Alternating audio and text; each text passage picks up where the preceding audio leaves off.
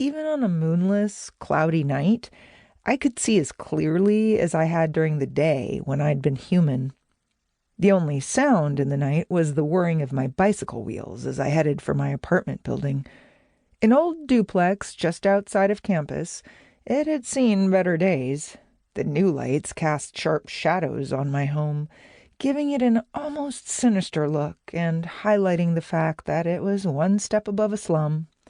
It looked like it had been built around the turn of the 19th century, but not in a cute, look how historical this is way. It was more of a, please don't fall down on my head style. The stoops tilted at odd angles and drooped forward like a drunken sailor on shore leave. All the windows were slightly off kilter, a side effect of settling that had never been mitigated. My place was a second-floor walk-up. I was 90% sure the wooden stairs on the outside of the building leading up to my apartment weren't up to code. They always shook and trembled like they were in the midst of an earthquake when anything bigger than a cat stepped onto them. One of these days, they were going to collapse. Knowing my luck, I'd be standing on them at the time. The postage stamp parking lot was looking a little rougher than usual. The weeds that had grown through the numerous cracks were gone. The pavement itself looked like someone had taken a jackhammer to it, and huge chunks were now missing or had been pulverized into a million pieces.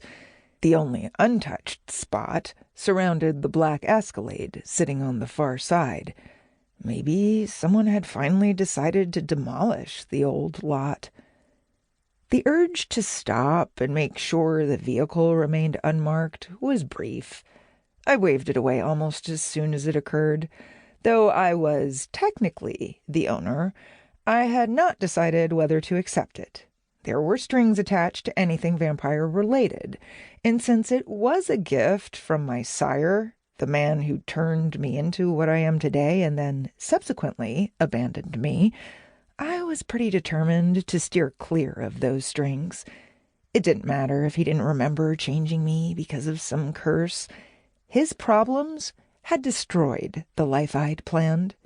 A $50,000 SUV wasn't going to make up for that. I continued past the Escalade toward the stairs that would take me to my apartment and the wonderfully hot shower waiting for me there. Stepping onto the rickety stairs, I froze as a figure moved at the top of the landing. Caroline. Her jaw had a pugnacious tilt to it that practically dared me to give her grief. At odds with the defiance in her expression was the uncertainty and hint of fear hiding in her eyes. It was that uncertainty and fear that kept my first reaction locked inside. It had been months since I'd last seen her. Months. Since her life had been upended when she was kidnapped by a demon and bitten by a werewolf. She'd cut me out of her life after that. Turns out lying, even by omission, pretty much kills a relationship, especially when the part of your life you tried to keep secret tears hers apart. We hadn't been on good terms before the unveiling of my new condition, and that had worsened when Caroline found herself donning a coat of fur every month.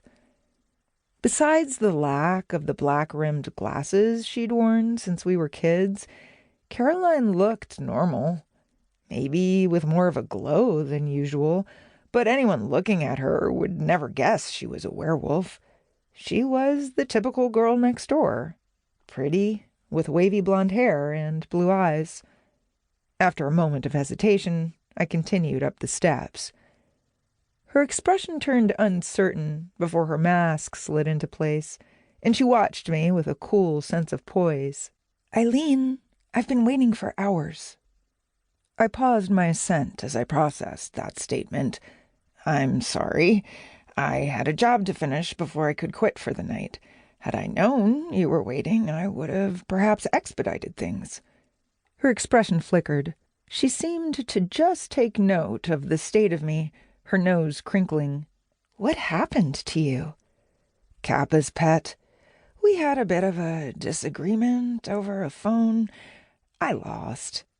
That's a myth from Japanese folklore, right?